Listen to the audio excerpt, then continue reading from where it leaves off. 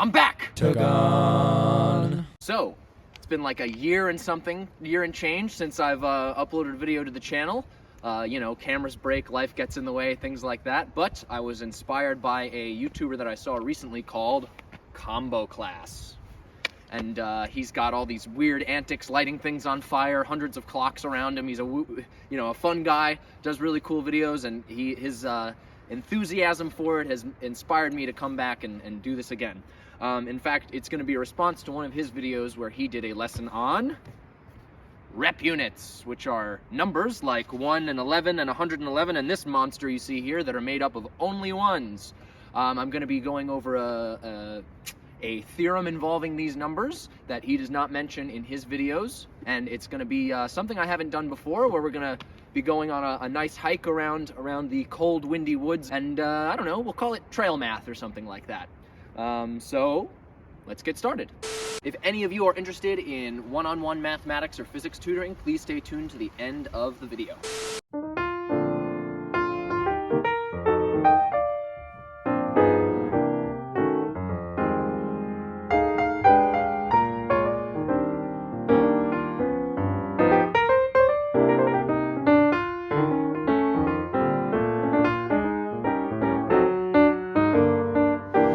So what the heck is a rep unit?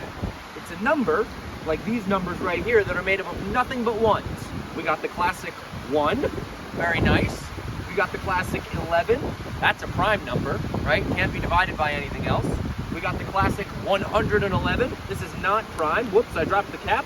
That's actually equal to 3 times 37, so it's a little sneaky, but I've included this next one with 19 ones. This is actually the next prime rep unit with 19 ones, all the ones in between not prime. The next one that's prime, I believe, has 23 ones, and then I think it's got, the next one after that has hundreds of ones. So really, they're very, very rare. But we're not here to talk about specifically prime rep units. What we're going to be doing is we're going to be proving something about their divisibility, which I guess is what prime numbers are all about too, but we're not talking about that. So these are all in our normal base 10 counting system, where each place represents a power of 10.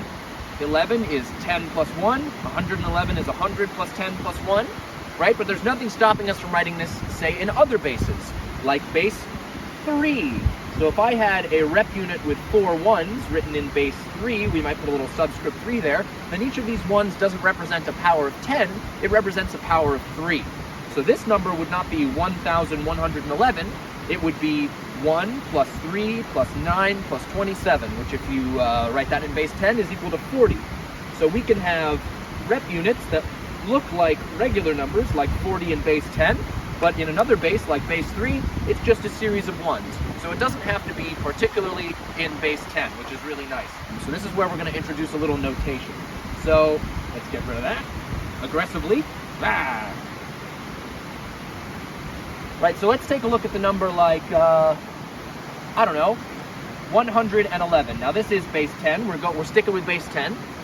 Now, I'm sure you would agree that 111 is the same thing as 999 divided by 9, right? Seems reasonable.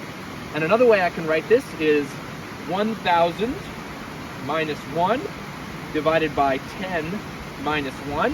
But what is 1,000? 1,000 is 10 to the power of 3, and then we're taking 1 away, and then we're dividing by 10 minus 1.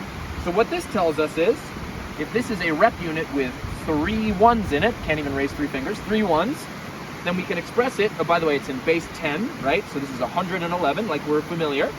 It can be written as a base 10 rep unit with 3 ones in it. So the formula sort of has those numbers baked right into sort of itself, if you will. And we might call this a rep unit in base 10 with a little superscript 10 there. That's 3 units long. So big R with a little superscript 10 and a little 3 in the bottom there. And this would be a base 10 rep unit with 3 ones. So this symbol represents 111. If it was 5 ones, so that would be a 5 right there. We'd be raising this to the power of 5. This would be like if it had 5 ones, 11,111. So now we've introduced the notation. We're going to go for another walk, take a look at the pretty river, and we'll come back with the problem that we're going to solve.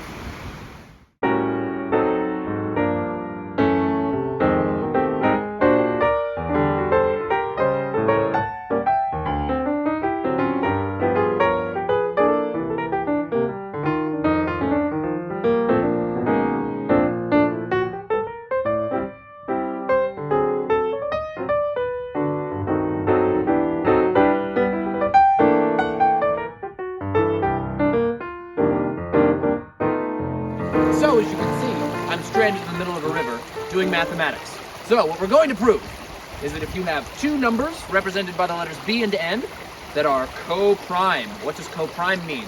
Co-prime means they don't share any factors. So like 2 and 5, right? Those are both prime, but they don't share any factors, so they're also co-prime to each other. Another example, 10 and 21, right? They don't share any factors, so they are co-prime. So these two numbers could be any two numbers you want, as long as they don't share any factors. And it's the case that if you have two numbers that don't share any factors, then there is another number that we're going to call k, where if you have a rep unit written in this base b, that is k ones long, so like, you know, like 1, 2, 3, blah, blah, blah, you know, there's k of them, right, whatever k is, however many that is, and this is a rep unit in base b, could be base 10 like we count in, could be base 2 like computers count in, whatever you want. If n and b do not share any factors, then there is a rep unit in base b that has some amount of ones, where that number n, whatever it is, it divides that rep unit. So n is a factor of that very long rep unit thing here. So this could be, you know, 1,000,000 ones long, and maybe the number 3 goes into it. And we're going to prove that today, but we're going to need a little help from our friends, modular arithmetic and the pigeonhole principle. Silly names, I know, but they're not that hard to understand. Modular arithmetic is just like, well, a lot of people say it's like clocks, right? You count up to 12 and then you go back to 1. You count up to 12 and you go back to 1. But we don't just have to count up to 12, we can count up to any number we want. We can count all the way up to 5 and then go back down to 0, right? So it's sort of like remainders, right? When you divide by the number 4, you could have 0 left over. In other words, the number you divided by 4 was a multiple of 4. You could have 1 or 2 or 3 left over. So those are what we call congruence classes mod 4, because those are the things that you can have left over when you divide by 4. And so we could have mod any number we want, as long as we're talking about the remainders when we divide by that number. So that's what we're going to use, and we're also going to use something with a silly name called the pigeonhole principle, which kind of a stupid name, but all it means is if you have some amount of pigeons and less holes than you have pigeons, if you try to put the pigeons in the holes, you're going to need to put more than one pigeon and at least one hole. So it seems, you know, sort of obvious, but it's going to be very, very helpful for us to prove this here theorem right here. And that's what we're going to do at a different location.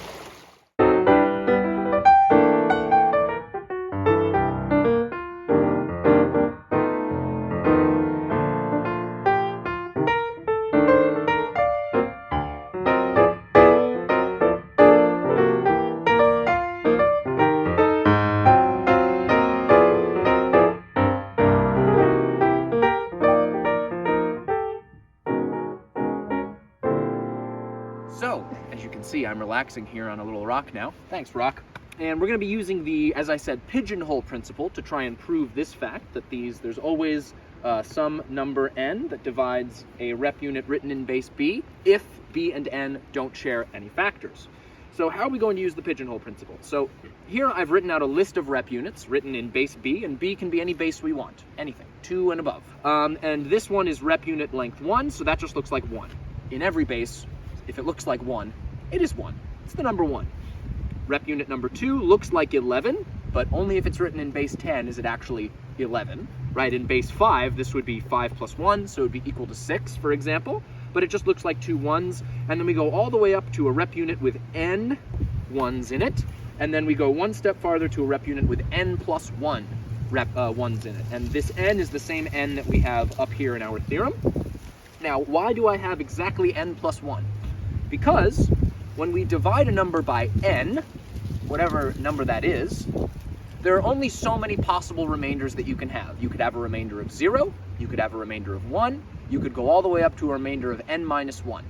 Can't have a remainder of n, because if you did, then you would just have another multiple of n. So really it's just a remainder of 0.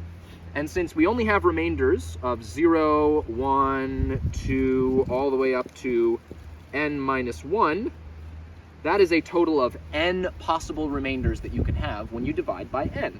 But notice here, I have n plus 1 numbers. So, since there are n plus 1 of them on here, And all of them must belong to some congruence class, mod n, as in they must have some remainder when we divide by n. Since there's more numbers here than there are possible remainders, it must be the case that at least 2 of the numbers on this list have the same remainder, right? I have more pigeons than I have holes, so when I try to put the pigeons in the holes, one of the holes is going to have more than one pigeon. It's guaranteed. Let's say we have 2 numbers, I and j. They're not equal to each other. I and j are not equal to each other, but they're both between 1 and n plus 1.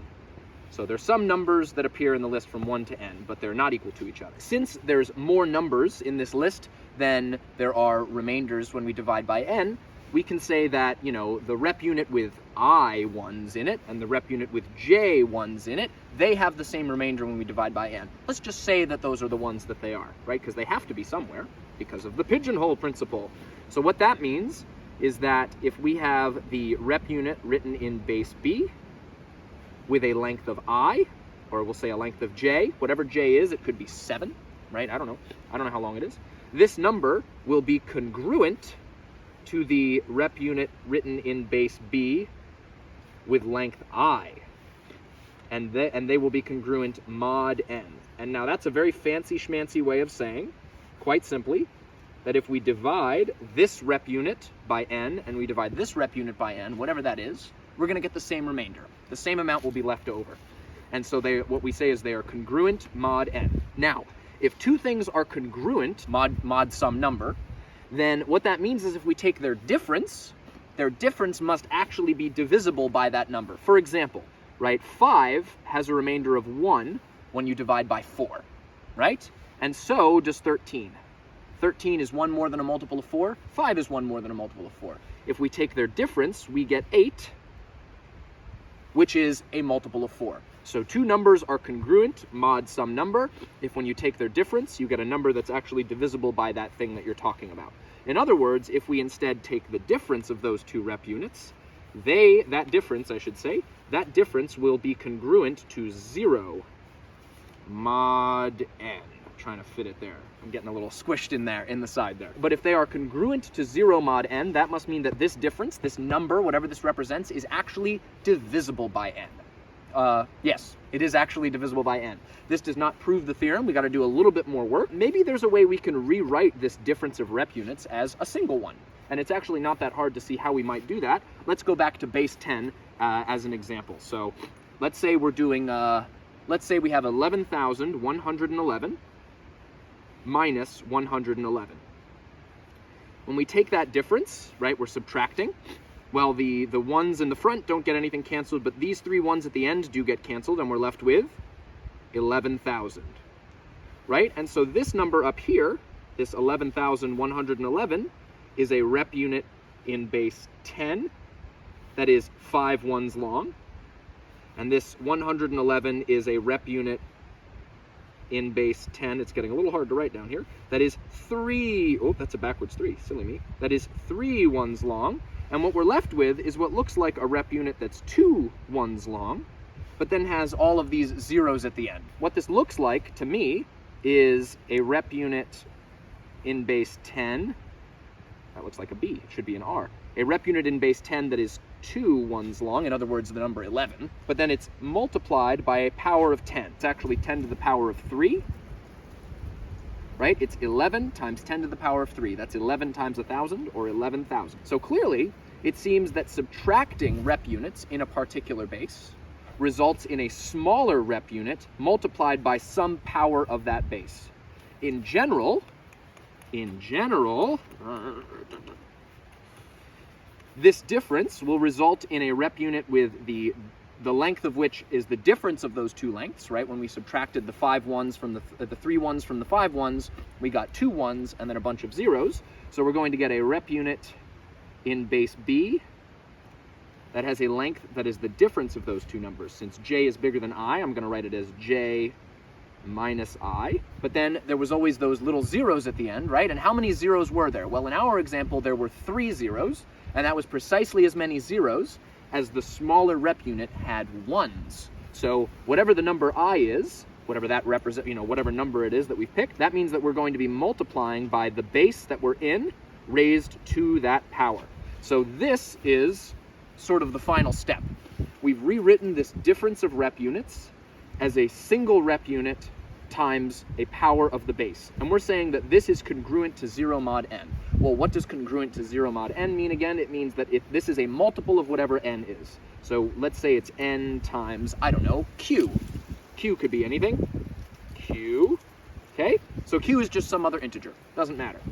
But the point is that now we know the right-hand side of our equation is divisible by n, right? Because it's something times n. And if the right-hand side of our equation is divisible by n, then so must the left-hand side be, right? But what did we assume at the top? We assumed that b and n do not share any factors. And since they don't share any factors, n cannot divide the power of b, right? If n doesn't share any factors with b, it can't be a factor of b. It can't be. Which means n must divide this object right here if it's going to divide the left-hand side of the equation. But what does that mean? That means that some rep unit written in base b in this list is divisible by n. So, what have we shown? We've shown that if you have a base b and another number n that are co-prime, that share no factors at all, then there is some rep unit written in base b, so some number that's all ones, written in some base, doesn't matter what base it is, could be base 10. There is some rep unit in that base that's divisible by n if the base and the number n do not share any factors. Ta-da! Hey everybody, thanks for watching my video on rep units. It's good to be back on YouTube. I surely intend to make regular videos from now on.